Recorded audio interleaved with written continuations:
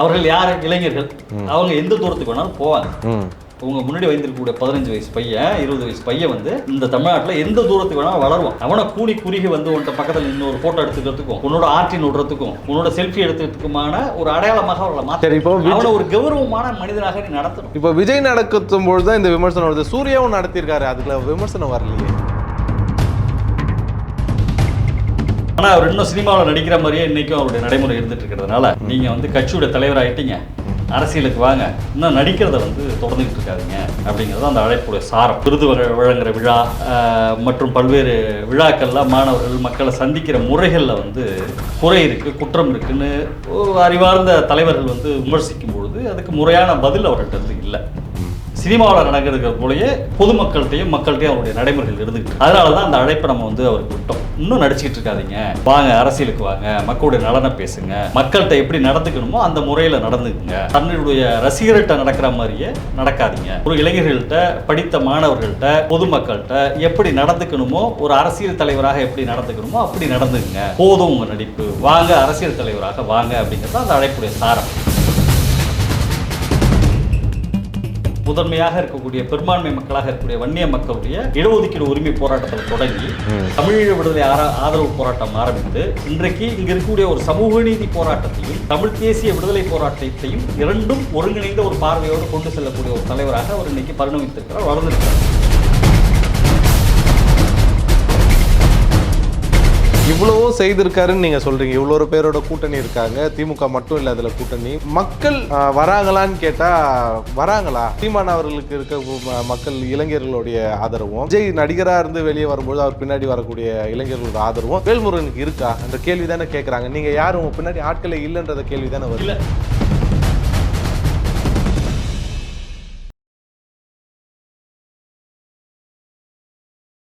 தமிழ் நேயர்களுக்கு வணக்கம். இன்று நம்முடைய இணைந்து இருப்பவர் வழக்கறிஞர் ஜெயபிரகாஷ் நாராயணன் அவர்கள், தமிழர் முன்னணியின் நிறுவன தலைவர் அவர்கள். வணக்கங்க. உங்களுடைய சமீபத்தில் ஒரு அறிக்கை ஒன்று பார்த்திருந்தேன். விஜய் அவர்கள் வந்து அரசியலுக்கு வரவேறதை வந்து வரவேற்கிறோன்னு சொல்லி போட்டிருந்தீங்க. அதை பற்றி கொஞ்சம் விளக்கமாக எங்களுக்கு சொல்ல முடியுமா? ஆமாம், விஜய் அவர்கள் வந்து சினிமாவில் இருந்து அரசியலுக்கு வாங்க அப்படின்னு சொல்லி அவருக்கு ஒரு அழைப்பு விடுத்திருந்தோம். ஏன்னா அவர் தமிழக வெற்றி கழகம் உருவாக்கி 2 ஆண்டு 3 ஆண்டுகளுக்கு மேலே ஆயிடுச்சு. ஆனால் அவர் இன்னும் சினிமாவில் நடிக்கிற மாதிரியே இன்றைக்கும் அவருடைய நடைமுறை இருந்துட்டு இருக்கிறதுனால நீங்கள் வந்து கட்சியோட தலைவராகிட்டீங்க, அரசியலுக்கு வாங்க, இன்னும் நடிக்கிறத வந்து தொடர்ந்துக்கிட்டு இருக்காதிங்க அப்படிங்கிறது அந்த அழைப்புடைய சாரம். ஏன்னா இப்போ அவர் வந்து விருது வழங்குற விழா மற்றும் பல்வேறு விழாக்கள்லாம் மாணவர்கள் மக்களை சந்திக்கிற முறைகளில் வந்து குறை இருக்குது, குற்றம் இருக்குன்னு அறிவார்ந்த தலைவர்கள் வந்து விமர்சிக்கும் பொழுது அதுக்கு முறையான பதில் அவர்கள்ட்ட இருந்து இல்லை. சினிமாவில் நடக்கிறது போலயே பொதுமக்கள்கிட்டையும் மக்கள்கிட்டையும் அவருடைய நடைமுறைகள் இருந்துகிட்டு இருக்கு. அதனால தான் அந்த அழைப்பை நம்ம வந்து அவருக்கு விட்டோம். இன்னும் நடிச்சுக்கிட்டு இருக்காதிங்க, வாங்க அரசியலுக்கு வாங்க, மக்களுடைய நலனை பேசுங்க, மக்கள்கிட்ட எப்படி நடந்துக்கணுமோ அந்த முறையில் நடந்துக்குங்க, தன்னுடைய ரசிகர்கள்ட்ட நடக்கிற மாதிரியே நடக்காதீங்க, ஒரு இளைஞர்கள்ட்ட, படித்த மாணவர்கள்ட்ட, பொதுமக்கள்கிட்ட எப்படி நடந்துக்கணுமோ, ஒரு அரசியல் தலைவராக எப்படி நடந்துக்கணுமோ அப்படி நடந்துக்குங்க, போதும் உங்கள் நடிப்பு, வாங்க அரசியல் தலைவராக வாங்க அப்படிங்கிறது அந்த அழைப்புடைய சாரம். நடிகர்கள் வந்து அரசியலுக்கு வரலாமா? வந்து ஏதாவது நல்லது நடந்திருக்கா தமிழக வரலாற்றில்? பொதுவாக யாராக இருந்தாலும் அரசியலுக்கு வரலாம் அப்படிங்கிறதா எங்களுடைய கருத்து. சமூகத்தில் இருக்கக்கூடிய எல்லோரும் அரசியலுக்கு வரணும் அப்படிங்கிறதா எங்களுடைய கருத்து. அதே போல் நடிகர் விஜய் அவர்கள் அரசியலுக்கு வந்த பொழுதும் நானும் வந்து வரவேற்றோம், வாங்க. ஏன்னா ஒரு பின்னாடி இருக்கக்கூடிய லட்சக்கணக்கான ரசிகர்களை ஒரு சீரழிவுக்கு பதிலாக ஒரு தமிழ்நாட்டை பற்றி சிந்திப்பதற்கான ஒரு ஏற்பாடு நடந்திருக்குங்கிற வகையில் வரவேற்றோம். இப்போ நம்ம அந்த அறிக்கை விடுவதற்கு காரணமாக இருந்த அண்ணன் வேல்முருகன் அவர்கள் கூட அவருடைய அரசியல் வருகையை வரவேற்று தான் சொன்னாங்க. நீங்கள் வாங்க, நல்லது தானே அப்படிங்கிற பொருளில் வரவேற்று தான் அழைத்தார். ஆனால் அரசியலுக்கு வந்த பிறகு அவர்கள் மக்களுடைய நலன், மாநிலத்துடைய நலனுக்கான குரலை அவர்கள் வந்து எழுப்பியிருக்கணும். அரசியலுக்கு வந்த பிறகும் ஒரு நடிகராக தொடர்வது அப்படிங்கிறத விமர்சனத்துக்குரிய. முன்னாடி வந்த நடிகர்களால் இந்த தமிழ்நாட்டிற்கு நல்லது ஏற்பட்டிருக்குன்னு நினைக்கிறீங்களா? எப்பொழுதுமே தனிநபர்கள் அல்லது நடிகர்களுடைய வருகையால் வந்து தமிழ்நாட்டில் வந்து என்னைக்கும் நல்லது நடந்தது. அவர்கள் எப்பொழுதுமே தமிழ்நாட்டில் மக்களுடைய உரிமை போராட்டங்களை அல்லது அரசியல் போராட்டங்களை திசை திருப்புவதற்கான அல்லது வேறொரு இடத்திற்கு அழைத்து செல்வதற்கான ஒரு கருவியாக அவர்கள் பயன்படுத்தப்பட்டிருக்கிறார்கள் ஒழிய உண்மையாக நாட்டுடைய முன்னேற்றத்திற்கோ அல்லது இந்த மக்களுடைய விடுதலைக்கோ அல்லது தமிழ்நாட்டுடைய உரிமை மீட்பதற்காகவோ அவர்கள் உண்மையாக பயன்படலாம். அதே போல தான் இன்றைக்கு வெகுமக்கள்கிட்ட அறிந்த ஒரு அடையாளமாக இருக்கக்கூடிய ஒரு ஐக்கியனாக அடையாளப்படுத்தப்பட்டிருக்கக்கூடிய விஜய் அவர்களை ஒரு நம்மால் இன்னும் உறுதியாக இன்னது என்று அழைக்க முடியாத ஒரு திட்டத்தின் அடிப்படையில் அவர் அறிமுகப்படுத்தப்படுகிறார் தான் எங்களுக்கு யோசனையாக இருக்கு. உங்களுக்கு குறிப்பா யாராவது சொல்லணும்னு இருக்கா அதுல? குறிப்பானா இது நம்முடைய எதையாவது நடிகர் பேரை சொல்லணும்னு நினைக்கிறீங்களா? நீங்க குறிப்பிட்டு பேசுன மாதிரி தான் இருந்துச்சு, ஆனா பேரை பயன்படுத்தல. அந்த பேரை சொல்றீங்களா? இல்ல, விஜய் தான் புதிய வருகை. இதற்கு முன்னாடி இருந்தவங்கல்ல எம்ஜிஆர் எடுத்துக்கலாம், நம்ம எம்ஜிஆர் எடுத்துக்கலாம். திராவிட நாடு கோரிக்கை தீவிரமாக இருந்தப்ப அல்லது திமுகவுடைய விஷயங்கள் தீவிரமாக இருந்த பொழுது அதை ஒரு உடைப்பதற்கான ஒரு விஷயமாகத்தான் எம்ஜிஆர் உருவாக்கப்பட்டார், இந்திரா காந்தியால் உருவாக்கப்பட்டார் என்பதுதான் வரலாறு. இன்றைக்கு தமிழ்நாட்டுடைய அரசியல் முகம் என்பது இன்றைக்கு தமிழீழ விடுதலை இனப்படுகொலைக்கு பிறகு தமிழ்நாட்டில் எழுந்த லட்சக்கணக்கான இளைஞர்கள் ஒரு தமிழ் தேசிய அரசியலை நோக்கி எழுந்து கொண்டிருக்கிறார்கள். தமிழ்நாட்டிற்கு உரிமை வேண்டும், தமிழர்களுக்கு அதிகாரம் வேண்டும், தமிழ்நாட்டுக்கு விடுதலை வேண்டும் என்ற குரல் கீழிருந்து வருகிறது. 2009க்கு பிறகு தமிழ்நாட்டுடைய அரசியலை வடிவமைப்பது, அதற்கும் ஒரு நடிகர் தலைமையேற்றார், ஒரு இயக்குனர் தலையேற்றார், திரு சீமான் அவர்கள் தலையேற்றார். அதை பத்தி என்ன சொல்ல வரீங்க? அதுதான் இப்ப நமக்கு ஒரு இனப்படுகொலைக்கு பிறகு உருவான ஒரு மக்கள் எழுச்சியை ஒரு அரசியல் போராட்டமாக வடிவமைப்பதில், அது ஒரு விடுதலை போராட்டமாக முன்னேறுவதில், அல்லது தமிழர்களுடைய அரசியல் அதிகாரத்திற்கான போராட்டமாக முன்னேறுவதில் இந்த இயல்பான மக்கள் போராட்டம் வழிநடத்தி சென்றிருக்கும். ஒரு விடுதலையை நோக்கி, ஒரு அதிகாரத்தை நோக்கி இந்த மக்களை வழிநடத்தி சென்றிருக்கும். அதற்கான ஒரு வலுவான கட்சியை, ஒரு மக்கள் போராட்டத்தை வடிவமைத்திருக்கும். ஆனால் இது மாதிரியான இடையீடுகள் அதை மட்டுப்படுத்துவதற்கோ, இதை மாதிரின்னா நீங்க சீமானதான் சொல்றீங்க, அப்படி எடுக்கலாமா வேணாமா? இல்ல இல்ல இல்ல இந்த மாதிரியான இடையீடுகளை பொறுத்தவரை நாம் அதனுடைய திசையை மாற்றி அமைப்பதற்கான ஒரு கருவியாக நாம் இதை புரிந்து கொள்ள வேண்டியிருக்கு. சரி, தமிழ் தேசிய அரசியல் சீமானுடைய பங்கு, அவருடைய அந்த தமிழ் தேசிய வளர்ச்சிக்கு எந்த அளவுல இருந்திருக்காருன்னு நீங்க நினைக்கிறீங்க? முதல்ல தமிழ் தேசிய அரசியல் என்பது இன்னைக்கு நான் எல்லாரும் சொல்லிக்கிற மாதிரி அது சீமானோட தொடங்கல. அது சீமான் தான் தமிழ் தேசிய அரசியல் பேசுறாரு, சீமான் வருகை தான் தமிழ் தேசிய அரசியலுடைய வளர்ச்சி என்கிற பொருளை பலரும் பேசிட்டு இருக்கிறாங்க. தமிழ் தேசிய அரசியல் என்பது தமிழ் மக்களுடைய, தமிழ்நாட்டுடைய விடுதலை அரசியல், அதற்கான அதிகார அரசியல். அந்த மக்கள் அந்த தமிழ்நாட்டில் வாழக்கூடிய பல்வேறு ஒடுக்கப்பட்ட, பிற்படுத்தப்பட்ட, இன்னும் தொழிலாளர்களாக இருக்கக்கூடிய, விவசாயிகளாக இருக்கக்கூடிய மக்களுடைய உரிமைகளை வென்றெடுப்பதற்கான ஒரு கருத்தியல் தான் தமிழ் தேசிய அரசியல். தமிழ் தேசிய அரசியலுடைய அந்த பருண்மை, அந்த முழுமையை அதில் ஒரு அடையாள அரசியலாக இன்றைக்கு சீமான் வெளிப்படுத்துகிறார். இனப்படுகொலைக்கு பிறகு ஈழ ஆதரவு அரசியல் பேச தொடங்கி இன்றைக்கு ஒரு தமிழ் அரசியல், அடையாள அரசியலாக இன்றைக்கு சீமான் வளர்த்தெடுத்திருக்கிறார். ஒரு வகையில் அதை வளர்த்தெடுத்திருக்கிறார், அதை நாம் மறுக்கவில்லை. ஆனால் அதுதான் தமிழ் தேசிய அரசியல், அதுதான் தமிழ் தேசிய அரசியலுடைய முழுமை அப்படிங்கிற பொருளை கட்டமைக்கப்படுகிறது அல்லது கற்பிக்கப்படுகிறது. அந்த பொருளை அதை நம்ம ஏற்றுக்கொள்ள முடியாது. இப்போ இந்த ஓட்டு அரசியல்னு வரும்பொழுது நாம் தமிழர் ஆதரவாளர்களும் அவங்களுடைய தம்பிகளும் கூட திரு வேல்முருகன் அவர்களை விமர்சிக்கிறதை பார்க்கும்போது, ஒரு சீட்டு, ஒத்த சீட்டு, நீங்கள் திமுக கிட்ட போய் அடக்கு போயிட்டீங்க அப்படிலாம் பேச, அதை பற்றி உங்களுடைய பார்வை? குறிப்பாக அதை தான் நம்ம விவாதத்துக்கு எடுத்துக்கொள்ளணும்னு நான் விரும்புகிறேன். ஏன்னா ஒத்த சீட்டு வேல்முருகன் ஒரு நபர், ஒரு நபராக அடையாளப்படுத்தக்கூடிய தமிழக வாழ்வுரிமை கட்சியுடைய தலைவர் அவர்களை பொறுத்த வரைக்கும் அவர் 1980களுடைய இறுதியிலிருந்து தமிழ்நாட்டுடைய அரசியலில் தீவிரமாக இயங்கி வரக்கூடிய ஒரு தலைவர். அவருடைய போராட்ட களம் என்பது இந்த தமிழ்நாட்டில் முதன்மையாக இருக்கக்கூடிய பெரும்பான்மை மக்களாக இருக்கக்கூடிய வன்னிய மக்களுடைய இடஒதுக்கீடு உரிமை போராட்டத்தில் தொடங்கி தமிழீழ விடுதலை ஆதரவு போராட்டம் ஆரம்பித்து இன்றைக்கு இங்க இருக்கக்கூடிய ஒரு சமூக நீதி போராட்டத்தையும் தமிழ் தேசிய விடுதலை போராட்டத்தையும் இரண்டும் ஒருங்கிணைந்த ஒரு பார்வையோடு கொண்டு செல்லக்கூடிய ஒரு தலைவராக அவர் இன்னைக்கு பரிணமித்திருக்கிறார், வளர்ந்திருக்கிறார். இன்றைக்கு தமிழ்நாட்டில் அண்ணாவுக்கு பிறகு தமிழ்நாட்டில் பல்வேறு அரசியல் போக்குகளை கொண்ட தலைவர்களை ஒருங்கிணைத்து தமிழர் வாழ்வுரிமை கூட்டமைப்பை உருவாக்கிய தலைவர். இன்றைக்கு அவரை திமுகவுடைய கூட்டணி கட்சி தலைவராக இவர்கள் அடையாளப்படுத்துகிறார்கள். அவர் வெறும் திமுகவுக்கு மட்டும் கூட்டணி கட்சி தலைவராக இல்லை, அவர் நக்சல்பாரிகளோடு கூட்டணி வைத்திருக்கிறார். சிறுபான்மை மதங்களை சேர்ந்த தலைவர்களோடு கூட்டணி வைத்திருக்கிறார். விடுதலை சிறுத்தை கட்சிகளோடு கூட்டணி வைத்திருக்கிறார். மார்க்சிஸ்ட் கம்யூனிஸ்ட் கட்சி, இந்திய கம்யூனிஸ்ட் கட்சியோட கூட்டணி வைத்திருக்கிறார். தமிழ்நாட்டில் யார் எங்கு அடிபட்டாலும், யார் எங்கு போராடினாலும் அவர்களோடு அவர் கூட்டணி வைத்திருக்கிறார். ஆனா நீங்க சொல்றபடி எல்லா தரப்பு மக்களோடு கூட்டணி வைத்திருக்கக்கூடிய, அனைத்து மக்களுடைய சிக்கல்களையும் கையாளக்கூடிய ஒரு தமிழ் தேசிய அரசியலை வெறும் அடையாள போராட்டமாக மட்டும் நடத்தாமல், தமிழ் தேசத்தில் இருக்கக்கூடிய அனைத்து மக்களுடைய உரிமை போராட்டமாக தமிழ் தேசிய அரசியலை வளர்த்தெடுத்தவர் தான் தோழர் வேல்முருகன் அவர்கள். அவரை நீங்கள் வெறும் ஒரு தனிநபராக அடையாளப்படுத்துவது என்பது தவறு. அதேபோல் ஒரு ஒத்த சீட்டு என்பது குறிப்பது என்பது தமிழக வாழ்வுரிமை கட்சி தலைவர் வேல்முருகன் அவர்களை பொறுத்தவரை அவர் தனிநபர் அல்ல, அது ஒரு அரசியல். இவ்வளவும் செய்திருக்காருன்னு நீங்க சொல்றீங்க. இவ்வளோ பேரோட கூட்டணி இருக்காங்க, திமுக மட்டும் இல்லை அதில் கூட்டணி. இவ்வளோ மக்கள் வராங்களான்னு கேட்டால் வராங்களா? சீமான் அவர்களுக்கு இருக்க மக்கள் இளைஞர்களுடைய ஆதரவும், இப்போ விஜய் நடிகராக இருந்து வெளியே வரும்போது அவர் பின்னாடி வரக்கூடிய இளைஞர்களோட ஆதரவும் வேல்முருகனுக்கு இருக்கா என்ற கேள்வி தானே கேட்குறாங்க. நீங்கள் யாரும் உங்கள் பின்னாடி ஆட்களே இல்லைன்றத கேள்வி தானே வருது. இல்லை, நான் அறிந்த வரையில் அவர் எப்பொழுது சட்டமன்ற உறுப்பினர் ஆகிறதுக்கு முன்னாடி காலத்திலிருந்து அவரை சுற்றி எப்பொழுதுமே ஆயிரக்கணக்கான இளைஞர்கள் கூட்டத்தை கொண்டவர் தான் அவர் அவர் எம்எல்ஏ ஆகிறதுக்கு முன்னாடி இருந்து அந்த பகுதியுடைய வளங்களை பாதுகாப்பதற்கான சண்டையிடக்கூடிய காலத்திலிருந்து, அல்லது அவர் பதவி வகித்த பாட்டாளி மக்கள் கட்சியுடைய தலைவருக்காக அவர் சண்டையிட்டதில் ஆரம்பித்து, அல்லது இடஒதுக்கீடுக்கான போராட்டமாக இருந்தாலும் சரி, அல்லது தமிழ்நாடு முழுவதும் இன்றைக்கு வன்னிய மக்களுடைய சமூக நீதி போராட்டத்திற்கான போராட்டமாக இருந்தாலும் சரி, அல்லது ஈழப் போராட்டத்தில் அவரோடு கலந்து பணியாற்றக்கூடிய இளைஞர்களாக இருந்தாலும் சரி, அல்லது இன்றைக்கு சமூக நீதி தளத்திலும் தமிழ் தேசிய தளத்திலும் களமாடக்கூடிய பல்வேறு போராட்டங்களில் அவரோடு எப்பொழுதும் ஆயிரக்கணக்கான துடிப்பான இளைஞர்கள் இருக்கிறார்கள்.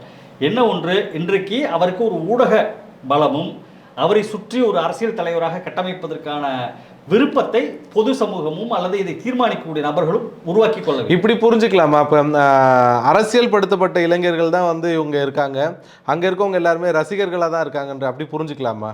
உண்மையான தமிழ் தேசிய அரசியல் என்பது வெறும் தமிழர் என்று முழக்கமிட்டு கொண்டிருப்பது அல்ல. தமிழர்களுடைய உரிமைகளை வென்றெடுப்பதற்கான களங்களை உருவாக்குவதுதான், அந்த உரிமைகளை வென்றெடுப்பதுதான். வேல்முருகன் அவர்கள் சமூக நீதி போராட்டத்தை நடத்தியிருக்கிறார். இன்றைக்கு மற்ற தமிழ் தேசிய இயக்கங்களில் இருக்கக்கூடிய தலைவர்கள், இன்னைக்கு சீமானாக இருக்கட்டும் அல்லது நம்ம நாம் தமிழர் கட்சியாக இருக்கட்டும், சமூக நீதி தளத்தில் அவருடைய பார்வை என்ன? அவர்கள் வன்னியர்களுடைய இடஒதுக்கீடு பற்றி அவர்களுடைய பார்வை என்ன? அல்லது இங்க இருக்கக்கூடிய மல்லர்கள் அல்லது பறையர்கள் சமூகத்தை பற்றியான அவர்களுடைய பார்வை என்ன? ஒடுக்கப்பட்ட சமூகமுடைய விடுதலைக்கு அவர்களுடைய கருத்தாக்கம் என்ன? அவருடைய சமூக நீதி கோரிக்கைக்காக அவருடைய போராட்டம் என்ன? இதுவெல்லாம் அவர்களிடம் இல்லை. ஆக வெறும் அடையாள போராட்டம் என்பதை கடந்து ஒரு விரிந்த சமூக நீதி தமிழ் தேசிய அரசியலை வடிவமைக்கக்கூடிய வழிநடத்தக்கூடிய தலைவராகத்தான் தமிழக வாழ்வுரிமை கட்சி தலைவர் வேல்முருகன் அவர்கள் இருந்து கொண்டிருக்கிறார். நாம் தமிழர் கட்சியோடைய தம்பிகள் அவங்க வந்து வேல்முருகன் அவர் கொடியில் வந்து அந்த புலி சின்னத்தை பறிச்சதில் வந்து ஒரு பெரிய ஒரு மோசமான இதனுடைய காப்பி பேஸ்ட் அப்படின்ற அளவுக்கு கொண்டு வந்தாங்க. அதை வந்து எடுத்துட்டீங்க, நீங்கள் திருடிட்டீங்கன்ற, அதை பற்றி உங்களுடைய பார்வை என்ன? புலி சின்னம் என்பதை பொறுத்தவரை அது ஒரு தமிழ் இனத்துடைய அடையாளம்.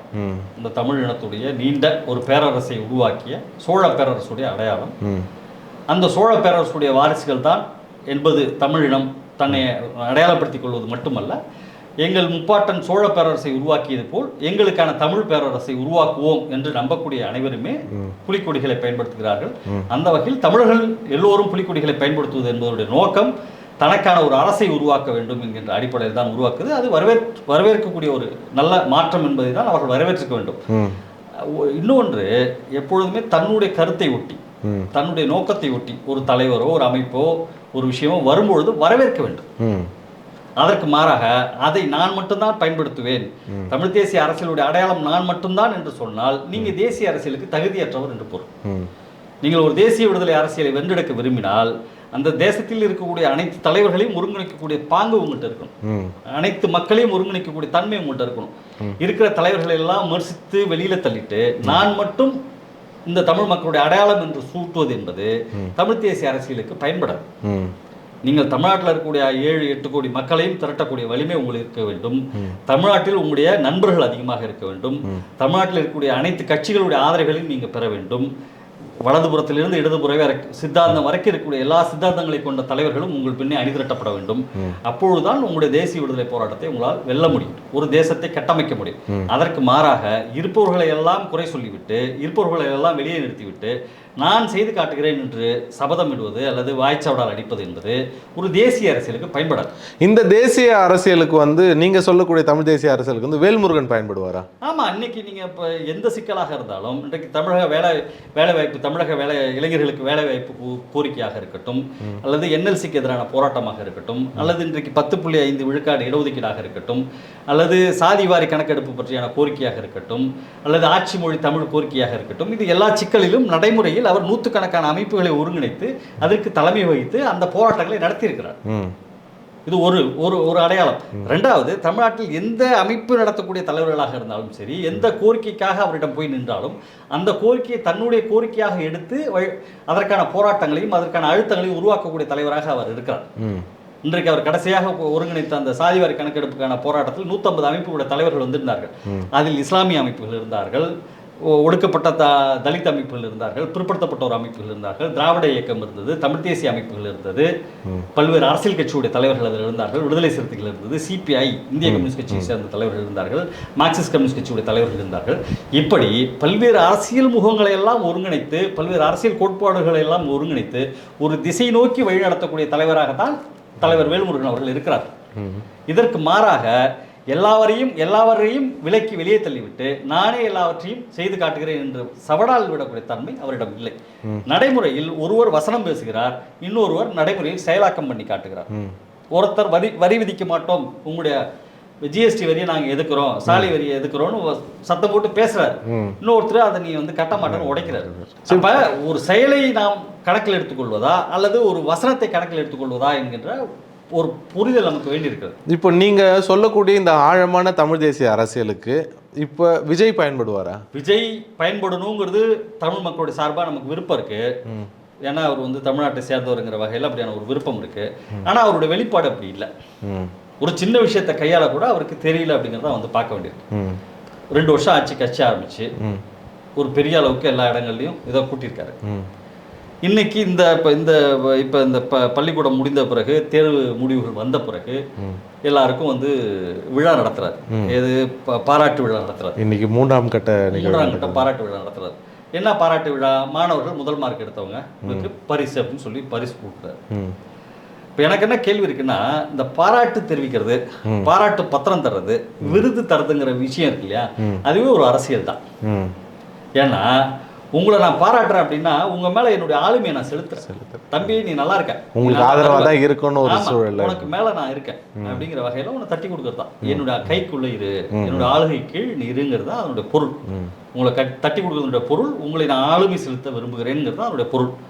சரி, ஆனா இப்போ ஒரு கணித பாடத்துல முதல் மார்க் எடுத்த மதிப்பெண் எடுத்த மாணவரை யாரு பாராட்டலாம்?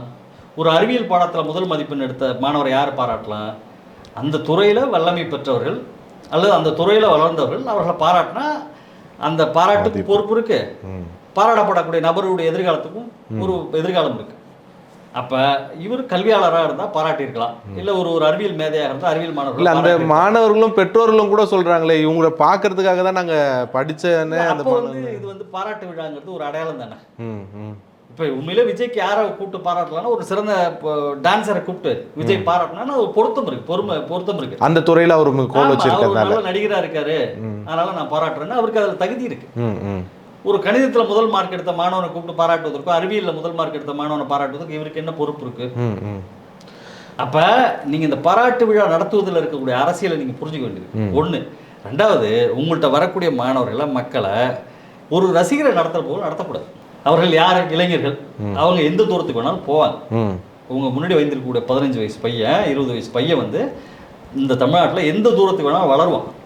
அவனை கூடி குறுகி உன்கிட்ட பக்கத்தில் நின்று ஒரு ஃபோட்டோ எடுத்துக்கிறதுக்கும், உன்னோட ஆர்டின் விடுறதுக்கும், உன்னோட செல்ஃபி எடுத்துக்கிறதுக்குமான ஒரு அடையாளமாக அவர்களை மாற்றக்கூடாது. சரி, இப்போ அவனை ஒரு கௌரவமான மனிதனாக நீ நடத்தணும். இப்போ விஜய் நடக்கும் பொழுது தான் இந்த விமர்சனம் வருது. சூர்யாவும் நடத்தியிருக்காரு, அதுக்குள்ள விமர்சனம் வரலையே. பொதுவாகவே இந்த பாராட்டுங்கிறத நான் மறுக்கிறேன். பொதுவாகவே இந்த பாராட்டு மழைகள் என்பது அவர்களை தன்வயப்படுத்திக் கொள்வதற்கான ஒரு வழிமுறையை ஒழிய அவர்களுக்கு உண்மையான தேவையை நிறைவு செய்வதற்கான விஷயம் அல்ல.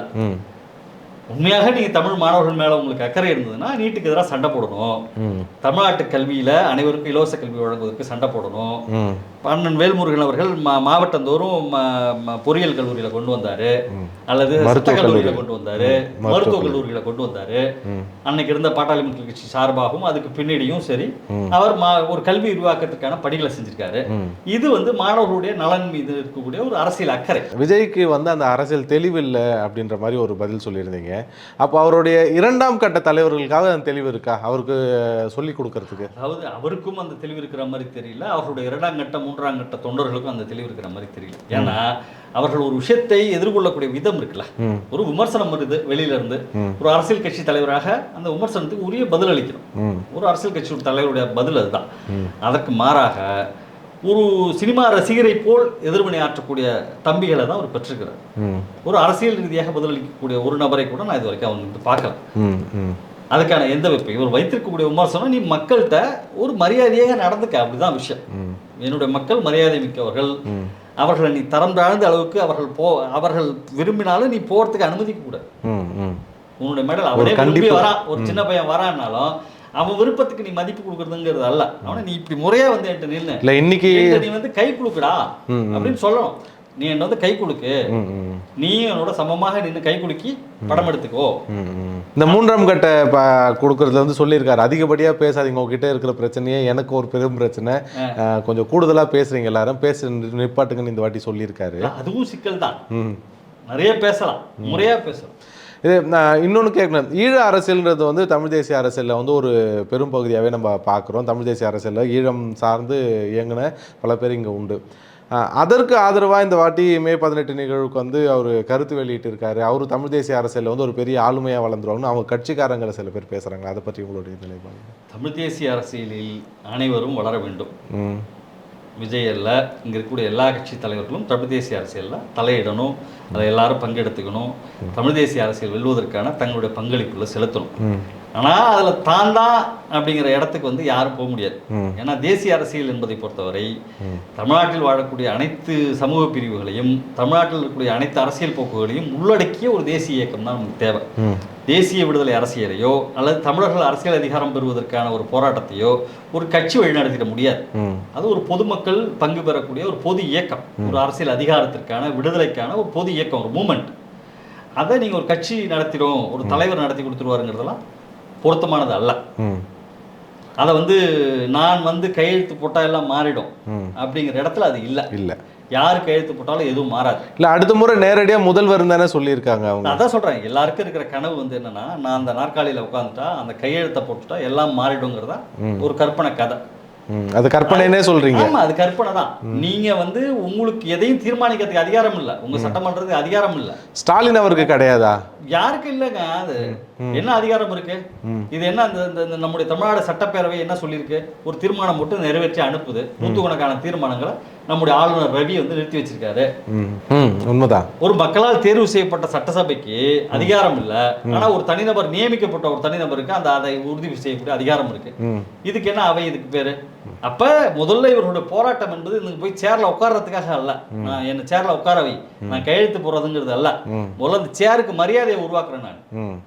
நான் உட்கார விரும்புற இந்த ஆசனத்துக்கு ஒரு அரசியல் அதிகாரமுடைய சேராக, ஆசனமாக இதை நான் மாற்றி காட்டுறேன், அப்புறம் அதில் உட்காரன்னு சொல்றது பேர் தான் தமிழ் தேசிய அரசியல். அதாவது வெறும் இருக்கிற சேரை நான் பிடிச்சிக்கிறதுக்கு போட்டிடுறதுங்கிறது வந்து ஒரு அரசியல் அதிகாரத்துக்கான போராட்டம் அல்ல. அப்போ ஒரு போராட்டம்ன்றது என்ன மாதிரியானதா இருக்கணும்?